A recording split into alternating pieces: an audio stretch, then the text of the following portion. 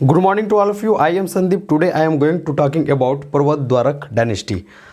मैं आपको इसके पहले बता दूं, हालांकि हमें पर्वत द्वारक डायनेस्टी पढ़ना है, उसके बाद जो है आपको कुषाण वंश पढ़ना है, फिर आगे जो आपका सिलेबस में उसके हिसाब से। लेकिन आप एक बार सिलेबस को देखने की कोशिश करेंगे। अगर छत्तीसगढ़ के इतिहास के बारे में हम लोग देख रहे हैं, ठीक है, इतिहास के बारे में देख रहे हैं।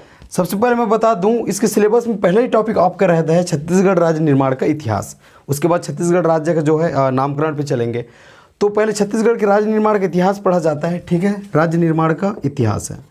एक बार सिलेबस समझेंगे तो आपको पढ़ने में आसानी होगी। राज्य निर्माण का इतिहास क्लियर है। इसके बाद छत्तीसगढ़ राज्य का नामकरण पे चला जाता है। उसके बाद आपका, ठीक है, छत्तीसगढ़ का एक विभाजन होता है, जहाँ पे आपने देखा होगा प्रागैतिहासिक काल, आदि ऐतिहासिक काल और फिर ऐतिहासिक काल। इसमें भी हमने बात कर ली है वीडियो पे, आप चैनल प्लेलिस्ट में जाएंगे तो आपको मिल जाएगा, तो वो हो जाएगा। उसके बाद देखेंगे आपको प्राचीन इतिहास पे चलना है, ठीक है। अब प्राचीन इतिहास के अंतर्गत देखेंगे, ठीक है। अगर मैं इसके इंट्रोडक्शन को छोड़ूं, एक परिचय होता है, ठीक है, जहाँ पे हमने बात करनी है, ठीक है, और कर भी चुके हैं हम लोग। इसके बाद आप जाएंगे तो छत्तीसगढ़ में जो है राष्ट्रीय, ठीक है, राष्ट्रीय राजवंशों का प्रभाव, इस पे बात करनी है और इसी पे हम चर्चा कर रहे हैं, ठीक है। मैं आगे और बताता हूँ आपको। इसके बाद आपको क्षेत्रीय ठीक है, क्षेत्रीय वंश को देखना है। क्षेत्रीय वंशों का जो है आपका शासन को देखना है, किस प्रकार से उनके द्वारा किया जाता है, इनके बारे में आपको पढ़ना है। इसके बाद आप जैसे कलचुरी खत्म करेंगे, ठीक, इसके बाद आपको कलचुरी पढ़नी है, ठीक। मैं इसको शॉर्ट में बता रहा हूँ आपको, ठीक है, कलचुरी पढ़नी है। अब कलचुरी जैसे खत्म करते हैं, ठीक है, उसके बाद आपका मराठा जैसे आ जाता है, फिर आधुनिक इतिहास लग जाता है। इधर क्लियर है, आधुनिक इतिहास लग जाता है। अभी राइटिंग वाइटिंग पे कहीं मत जाइए, मैं बस इसी समझा रहा हूँ, क्लियर। तो आधुनिक इतिहास लग जाता है। फिर हम लोग यहाँ पे मराठा पे बात करते हैं। मैं फिर से आऊँगा यहाँ पे, मराठा पे बात करते हैं। फिर ब्रिटिश के अंतर्गत छत्तीसगढ़ पे बात करते हैं, ब्रिटिश काल पे बात करते हैं, ठीक है, अंग्रेजों वाला। उसके बाद आप देखेंगे, ठीक है, ये हो गया। फिर अब स्वतंत्रता तक हम लोग चल देते हैं। उसके बाद आपका इतिहास खत्म हो जाता है। अब देखें, बीच में कहीं आपका जनजातीय आंदोलन भी आ जाएगा, ठीक है, आपका रियासत के एकीकरण आएगा। लेकिन आप देखेंगे परिचय, यहाँ तक हमने बात कर लिया, परिचय आपका हो गया है। क्षेत्रीय राष्ट्रीय राजवंश पे हम बात कर रहे हैं। राष्ट्रीय राजवंश के अंतर्गत देखेंगे, ठीक है, थोड़ा जल्दी हो रही है, कोई बात नहीं, आप एक बार इसको देखेंगे तो आपको समझने में आसानी होगी। राष्ट्रीय राजवंशों के बारे में हम लोग देखेंगे तो सबसे पहले हमने किस पे बात करी है? मौर्य पे, ठीक है। एक बार मैं इसको मेन चीज़ को बता दूं, मौर्य हो जाएगा आपका। उसके बाद सातवाहन हो जाएगा, ठीक, मौर्य सातवाहन। फिर हम कुषाण, तो मौर्य हो जाएगा आपका सातवाहन। उसके बाद आपका कुषाण, ठीक है। उसके बाद आपको वाकाटक पे बात करनी है। उसके बाद आपको गुप्त पे बात करनी है। और इसमें जाएंगे तो फिर आपका सरब तुल्य कुल वंश से स्टार्ट होगा। लेकिन बता रहा हूँ यहाँ इसको समझेंगे तो ये और ये दोनों में एक अलग से पढ़ाऊँगा, लास्ट में पढ़ाऊँगा। इसके लिए आप टेंशन नहीं लेंगे, इसके लिए चिंता करने की ज़रूरत है नहीं, उतनी बड़ी है नहीं। इसको मैं अच्छे से पढ़ाऊँगा, लास्ट में बता दूँगा। लेकिन मैंने शुरुआत यहाँ से की है। आप प्लेलिस्ट में जाएंगे तो आपको यहाँ से वीडियो मिलेंगे, ठीक है।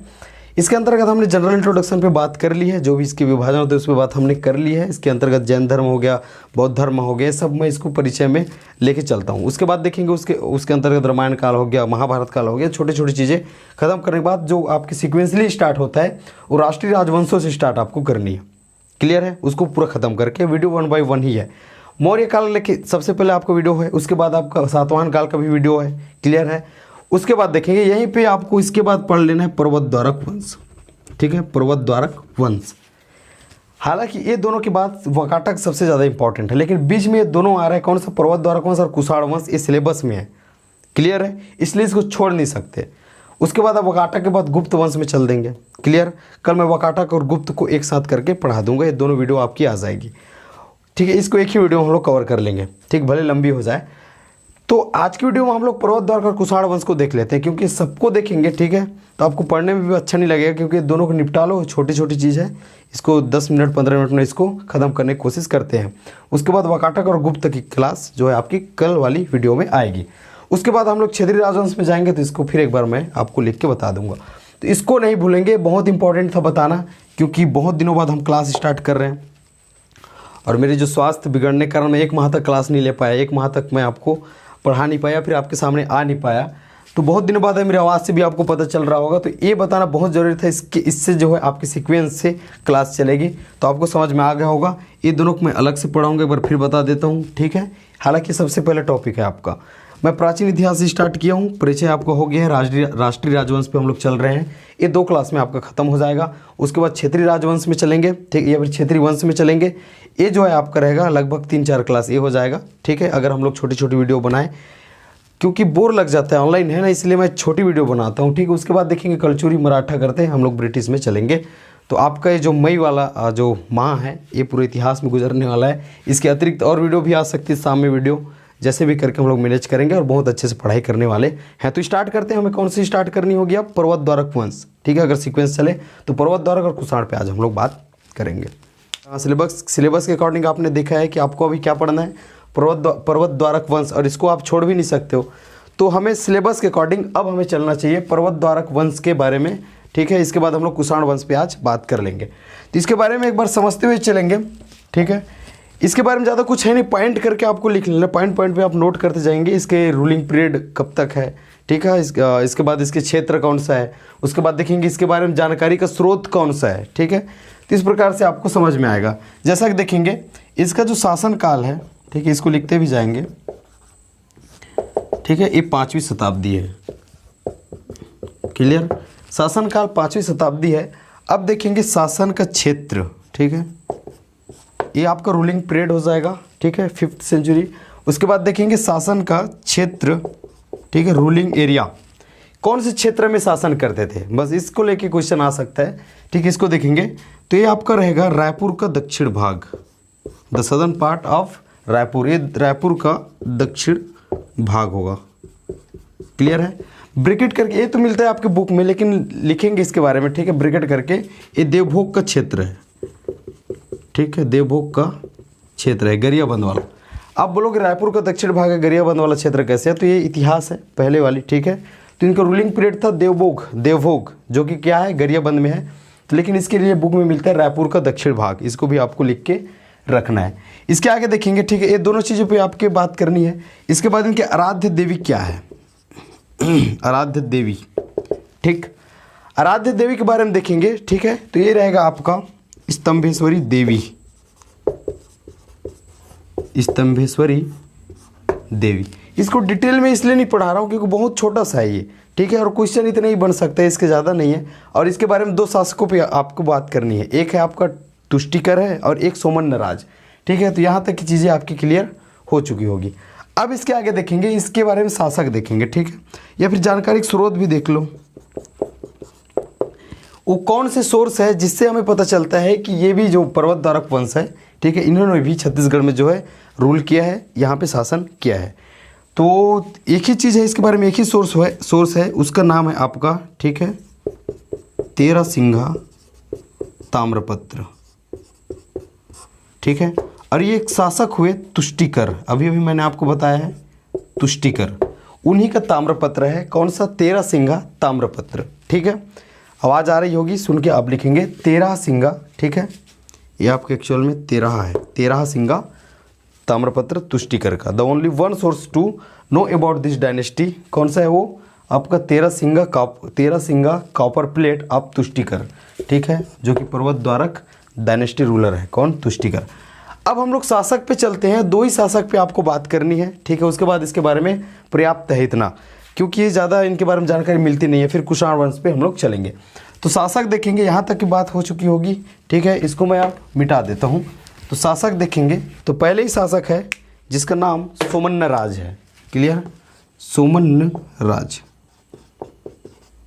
इनके बारे में देखेंगे, इनकी माता का नाम कौतुम्बेश्वरी देवी है, ठीक है। इसके पहले मैंने आपको कहा है कि इनकी आराध्य देवी क्या है, स्तंभेश्वरी देवी, लेकिन कंफ्यूज नहीं होना है क्वेश्चन में, अगर ऑप्शन में भी आ जाए। इनकी माता का नाम क्या है, कौतुम्बेश्वरी देवी, मैं भी लिखूंगा। वो एक स्थिति ऐसी आ जाती है जब कौतुम्बेश्वरी देवी है ये जो है बीमार हो जाती हैं, ठीक है, बीमार हो जाती हैं। तो उनकी, ठीक है, जल्दी स्वास्थ्य के लिए, जल्दी स्वास्थ्य अच्छी हो जाए, उनकी ठीक होने की कामना से ये देवभोग का क्षेत्र दान कर देते हैं, क्लियर है। बस इतना ही फैक्ट इसके बारे में आपको देखना है। तो इनकी माता का नाम क्या कहा है मैंने, कौतुम्बेश्वरी देवी, कौतुम्बेश्वरी, ठीक है, देवी। यहाँ तक क्लियर है, ठीक है। इनकी माता एक बार बीमार हो जाती है, एक स्थिति ऐसी पैदा होती है, ऐसी निर्मित होती है कि इनकी माता बीमार हो जाती है, और इनकी माता के स्वास्थ्य के लिए, अच्छी स्वास्थ्य के लिए, ठीक है, अच्छी स्वास्थ्य के लिए, ठीक है, ये देवभोग का क्षेत्र दान कर देते हैं। ही डोनेटेड देवभोग एरिया, ये देवभोग का क्षेत्र जो है दान करते हैं बस। तो इनकी माता क्या है, कौतुम्बेश्वरी देवी। इनके बीमार होने पर उनके अच्छे स्वास्थ्य के लिए इन्होंने कौन सा मतलब कौन सा क्षेत्र दान किया है, देवभोग का क्षेत्र दान किया है, इसको आपको नहीं भूलना है। ही डोनेटेड, ठीक है, देवभोग एरिया। अब दूसरा एक चीज़ देखेंगे, दूसरे जो आपके शासक हैं उनका नाम है तुष्टिकर, ठीक है, स्पेलिंग देख लेंगे, तुष्टिकर। क्लियर है। इसके पहले आपने तेरह सिंघा के बारे में सुना है। तेरह सिंघा जो ताम्रपत्र है, ठीक है, ताम्रपत्र है, तेरह सिंघा कॉपर प्लेट, ठीक है, आपने सुना है, ये इन्हीं शासक का है। और ये तेरह सिंघा ताम्रपत्र ये एकमात्र सोर्स है, एकमात्र स्रोत है जिसके द्वारा जो है हमें किसके बारे में पता चलता है, पर्वत द्वारक वंश के बारे में पता चलता है। ठीक है, तो ऐसे करके आपको याद रख लेना है। ये आपका तेरह सिंघा ताम्रपत्र है जो कि तुष्टिकर से संबंधित है। तुष्टिकर का जो है ये ताम्रपत्र है जिससे हमें किसके बारे में जानकारी प्राप्त होती है, पर्वत द्वारक वंश के बारे में जानकारी प्राप्त होती है। इन्होंने भी गांव दान किया है, ठीक है, इसके बारे में और अलग फैक्ट नहीं मिलता, बस एक चीज़ इसके बारे में मिलता है, ही डोनेटेड अ विलेज जिसका नाम क्या है आपका, पर्वत द्वारक। ये पर्वत द्वारक नामक ग्राम ही दान दिया था इन्होंने, ठीक है, और ये पर्वत द्वारक नाम है, इन्हीं के नाम पे जो है आपका, आपको पता है इन्हीं के नाम पे इनके वंश का भी नाम है। तो इन्होंने कौन से गांव दान दिया है आपको पूछे तो क्या बताओगे आप, पर्वत द्वारक ग्राम। ही डोनेटेड द पर्वत द्वारक विलेज, इसको इसके बारे में आपको देखना है। तो इतनी चीज़ों को मैं एक बार रिवाइज करा दूं। सबसे पहले मैंने कहा है कि पर्वत द्वारक वंश, इसकी जो रूलिंग पीरियड है वो 5वीं शताब्दी है। इसके बाद मैंने बताया है कि रायपुर का दक्षिण भाग, ठीक है, रायपुर का जो दक्षिण भाग है यहाँ पे इन्होंने शासन किया है, the southern part of Raipur. और इसके बारे में आपने देखा है ये रूलिंग एरिया है, क्लियर है, रूलिंग क्षेत्र मैंने कहा है। ये देवभोग का क्षेत्र था, क्या है आपका, देवभोग गरियाबंद। क्लियर है, यहाँ तक क्लियर हो चुकी होगी। आराध्य देवी मैंने कहा है स्तंभेश्वरी देवी, स्तंभेश्वरी देवी इनकी आराध्य देवी है, जबकि मैंने सुमन्य राज की माता का नाम कौतुम्बेश्वरी देवी कहा है। अगर इनकी माता का नाम पूछता है तो डेफिनेटली ऑप्शन में होगा ही, क्योंकि थोड़ा सिमिलर है स्तंभेश्वरी और एक कौतुम्बेश्वरी। क्लियर, तो यहाँ तक नहीं भूलेंगे। इसके बाद मैंने कहा है कि जानकारी के स्रोत है, एक ही स्रोत है जो कि तेरह सिंघा ताम्रपत्र है, ठीक है, Terasingha copper plate of Tushtikar is the only one source to know about this dynasty, या फिर बोल सकते हो पर्वत द्वारक वंश के बारे में जानने का एकमात्र सोर्स है, जो कि किसका है, ठीक है, पर्वत द्वारक जो डायनेस्टिक रूलर कौन सा है, तुष्टिकर। उसके बाद हमने शासकों पे बात की है, और पहले शासक के नाम मैंने आपको बताया सोमन्य राज, और दूसरे शासक का नाम मैंने बताया है तुष्टिकर। तो सोमन्य राज के बारे में आप देखेंगे, सोमन्य राज इनकी माता का नाम कौतुम्बेश्वरी देवी है, जिनके बीमार होने पर अच्छी स्वास्थ्य के लिए इन्होंने देवभोग का क्षेत्र दान दिया है। क्लियर। उसके बाद मैंने दूसरे शासक का नाम तुष्टिकर बताया है, जिनके द्वारा जो है तेरह सिंघा ताम्रपत्र जारी किया गया था। इससे यहाँ पता चलता है कि, ठीक है ना, इससे यहाँ पता चलता है कि पर्वत द्वारक वंश का जो है प्रभुत्व छत्तीसगढ़ में भी रहा है, या फिर इस वंश के बारे में इस जानकारी का एकमात्र सोर्स है। उसके बाद मैंने कहा है कि इन्होंने भी एक ग्राम दान दिया है, डोनेटेड अ विलेज, उसका नाम क्या है, नेम पर्वत द्वारक, ठीक है, पर्वत द्वारक विलेज ये इसका नाम है, जो कि गाँव है। इस ग्राम को इन्होंने दान में दिया है।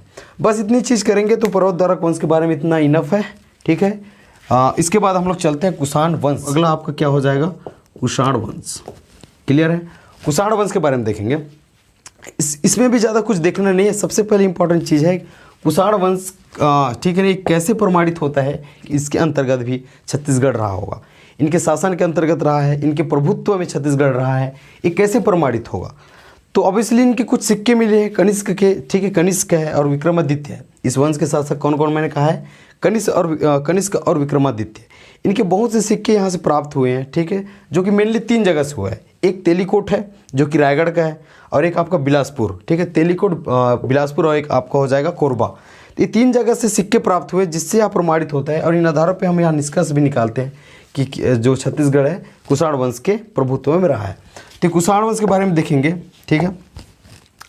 तो यहाँ पे आप लिख सकते हो, ठीक है, कुषाण वंश, ठीक है, कुषाण वंश के शासकों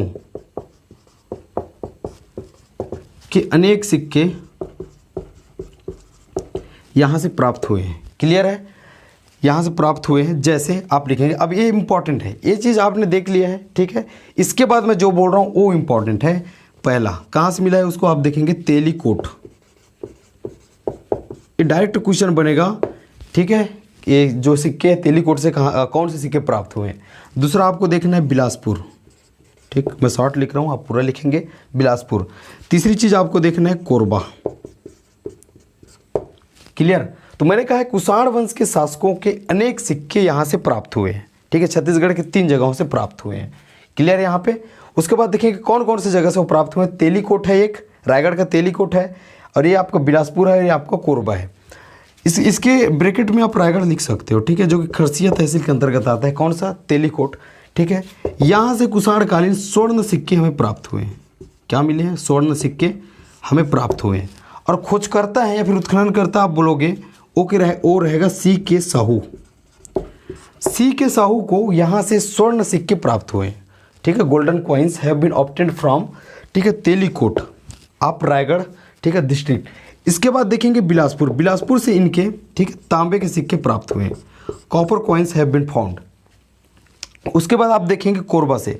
कोरबा के लिए कोई स्पेशल चीज़ मिलता नहीं है, बस यहाँ से सिक्के प्राप्त हुए हैं। स्पेसिफिक नहीं लिखा हुआ है कि यहाँ से कौन से सिक्के प्राप्त हुए हैं। तो आपको इतनी चीज़ आपको पहले इनिशियल तौर पे देख लेना है। हालांकि इतना ही है, इसके बारे में और कुछ नहीं है। क्वेश्चन बनने के लिए तो ये 3 जगह से ही बनेगा, ठीक है, इनके जगह से ही बनेगा, कहाँ कहाँ से इनके सिक्के प्राप्त हुए। क्लियर। एक बार और देख लीजिए, मैंने कहा है, और इसमें शासक के नाम भी देख लेंगे, है ना। कनिष्क है, ठीक, कनिष्क है, और आपका विक्रमादित्य है। क्लियर, विक्रमादित्य है, ठीक, यहाँ तक एकदम क्लियर है। तो यहाँ से बहुत से सिक्के, many coins of Kanishka and Vikramaditya, clear है, have been obtained from 3 places in Chhattisgarh. First कौन सा आपको, पहला कौन सा? तेलीकोट। तेलीकोट से आपको golden coins have been obtained from Talikota. उसके बाद देखेंगे तांबे के सिक्के, मैंने कहा है copper coins have been obtained from, कहाँ से मिला है आपका? बिलासपुर से। उसके बाद मैंने कहा है कि यहाँ से भी यहाँ के सिक्के प्राप्त हुए हैं, इसको भी आपको नहीं भूलना है। इन सब के आधार पे यहाँ निष्कर्ष निकल जाता है, on the basis of this it can be concluded that the Chhattisgarh was under the influence of Kushan dynasty. इसको आपको नहीं भूलना है, ये सबसे यहाँ निष्कर्ष निकाला जाता है, ठीक है, यहाँ प्रमाणित होता है, ठीक है, ये प्रूफ्स कर रहे हैं आपके, ठीक है, कि छत्तीसगढ़ भी कुषाण वंश के या फिर कुषाण डायनेस्टी के, ठीक है, प्रभाव में रहा होगा। एकदम क्लियर है। बस इतनी चीज़ों पे बात करोगे तो आपकी जो है कुषाण वंश, और इसके पहले हमने पर्वत द्वारक वंश पे बात कर ली है। आपको जैसे मैंने सिलेबस में कहा था कैसे कैसे पढ़ना, तो इसको पढ़ना जरूरी था, ठीक है। अब आपकी जो कल वीडियो आएगी उसमें वकाटक पे बात करेंगे, जो कि थोड़ी सी लंबी वीडियो रहेगी, और वहीं से ज़्यादा क्वेश्चन आने की संभावना है, और भर भर के आपको फैक्ट्स मिलेंगे। मेरी आवाज़ अच्छे से ना आ रही होगी, इसके लिए मैं क्षमा चाहता हूँ, क्योंकि मेरी तबीयत जो है अभी अभी ठीक हुई है, आपको जैसे कि मैंने ग्रुप में बताया था। तो अब इधर हम लोग कंटिन्यू करेंगे, देखते हैं, बहुत अच्छे से हम लोग क्लास करने की कोशिश करेंगे। हो सकता है आपको पर डे जो है आपको 2 वीडियो भी मिल जाए। क्लियर है। तो आगे हम लोग वकाटक पे बात करेंगे। आज के लिए बस इतना ही है, मुझे दीजिए इजाज़त, मिलता हूँ कल की मैं वीडियो में। वीडियो अच्छी लगे तो लाइक करेंगे, दोस्तों में शेयर करेंगे, और फिर चैनल में जो भी नए हैं उसको सब्सक्राइब करेंगे। Wish you all the very best. Thank you so much.